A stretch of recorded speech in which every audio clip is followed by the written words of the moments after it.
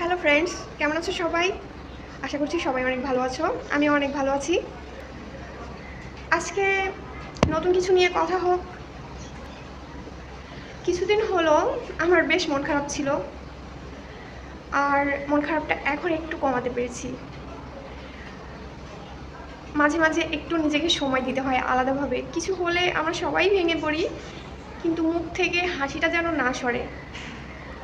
আমি সবসময় কিন্তু হাসতে পারতাম না। একটা সময় ছিল আমি হাসতেই পারতাম না। সবাই আমাকে বলতো গোমরা মুখো, সবসময় মুখ অন্ধকার করে রাখে। এখনও শুনি, কিন্তু আমি যখন ক্যামেরায় আসি আমি চেষ্টা করি আমার মুখে হাসি ধরে রাখতে। কেন জানো? আমার এই ভিডিও তোমরা অনেকেই দেখবে যাদেরকে আমি হয়তো চিনি না, কিন্তু আমি চাই আমার কথাগুলো যেন তোমাদের ভালো লাগে। আর তোমাদের ভালো লাগার জন্য যেহেতু কাজ করি, তাই মুখে হাসি ধরে রাখার চেষ্টা করি। আর এই চেষ্টা থেকে আমি আমার পার্সোনাল লাইফেও এখন অনেক সুখী। আর এইভাবে আমাকে হাসতে ভিডিও করতে কে শিখিয়েছে জানো? জানতে হলে আমার ভিডিওতে নিয়মিত চোখ রাখো। আস্তে আস্তে তোমাদের সবাইকে জানাবো। আজকে যে বিষয়টি নিয়ে কথা বলতে চাই, ব্যর্থতা এবং সফলতা, এই শব্দ দুটি একে অন্যের সাথে এমনভাবে জড়িয়ে আছে, সেটা তোমরা তোমাদের প্রত্যেকের জীবন থেকে উপলব্ধি করতে পারবে।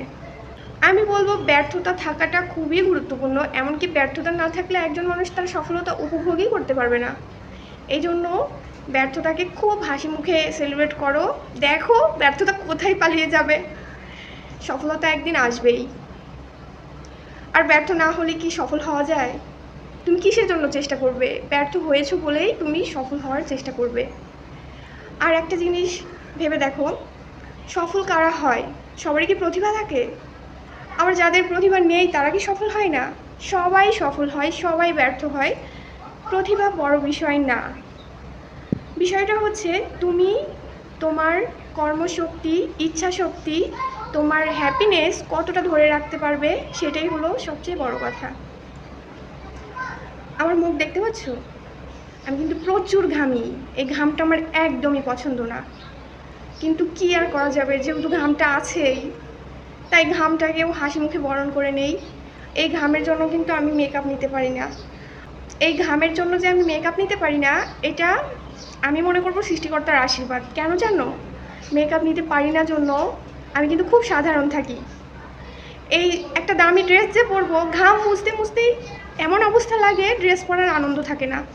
এই কারণে খুব সাধারণভাবে, খুব সিম্পলভাবে চলাফেরা করি। সাজ পোশাক করতেই হয় না, একদিকে কিন্তু খুব ঝামেলাহীনভাবে চলি।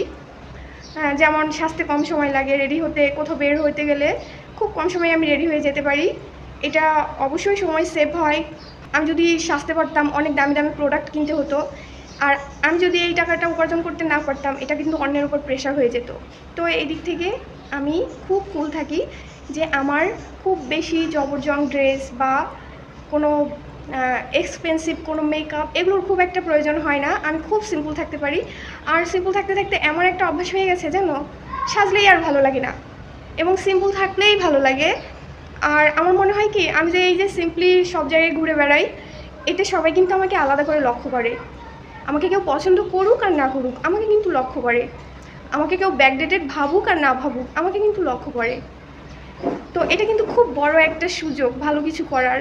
মানুষ যখন তোমাকে লক্ষ্য করবে, অবশ্যই তুমি ভালো কিছু করতে পারবে। কারণ বিদ্রূপ, নিন্দা এইগুলো সহ্য করতে হয়তো খুব একটা ভালো লাগবে না, তাহলে ভালো কাজ করো, এটাই বরং ভালো হবে। আর সফল হয়ে যাও। আমি কিন্তু তোমাদের সঙ্গে এই ভিডিও করতে, কথা বলতে খুব উপভোগ করছি। আর তার একটাই কারণ, আমি হ্যাপি থাকতে পারছি, আমি হাসতে পারছি, আমি ফ্যামিলিতে একটা হাসি মুখ ধরে রাখতে পারছি। এটা কিন্তু এই ভিডিও করার জন্যই আমি পারছি। আমার অনেক টিচার বলতো যে যখন মন খারাপ হবে তখন তোমরা একটু সাজতে যাও, একটু সাজও, দেখবে আস্তে আস্তে সাজলে মন ভালো হয়ে যাবে। আর আমি সেটা রপ্ত করতে পারিনি, কারণ আমার প্রচুর ঘাম হয় আর মেকআপ করতে খুব একটা ভালো লাগে না। আমি এই অভ্যাসটা রপ্ত করতে পেরেছি, ভিডিও তৈরি করা। আর ভিডিও তৈরি করার বুদ্ধিটা আমাকে যে দিয়েছে, তার কথা তো তোমাদের বলবো। তার নামটি জানতে হলে আমার সঙ্গে থাকো। আর এই যে আমার হেয়ার স্টাইলটা দেখছো না, আমার কিন্তু কার্লি হেয়ার আমার ভালো লাগে না, কিন্তু আজকে আমি একটু কার্লি একটা হেয়ার স্টাইল করলাম, যেটা আমার কাছে ভালো লাগছে। এবং এই কার্লি হেয়ারের সঙ্গে আমি দেখো অনেকটা সিঁদুর পরেছি। চেষ্টা করো নিজেকে নতুনভাবে তৈরি করতে।